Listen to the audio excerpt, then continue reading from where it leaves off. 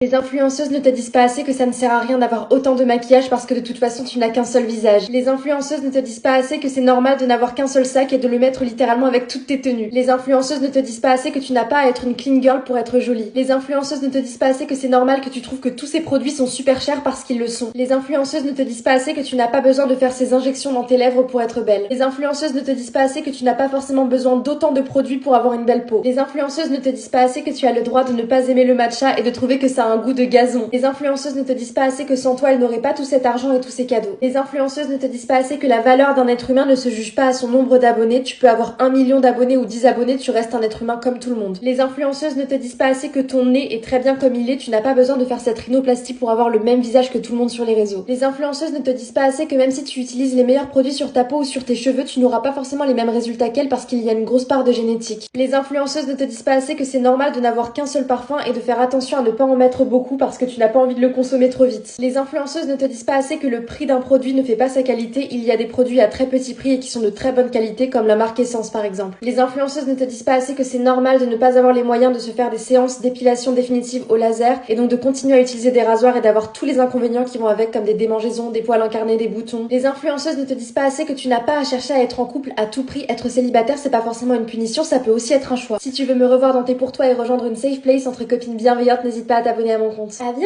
Bisous.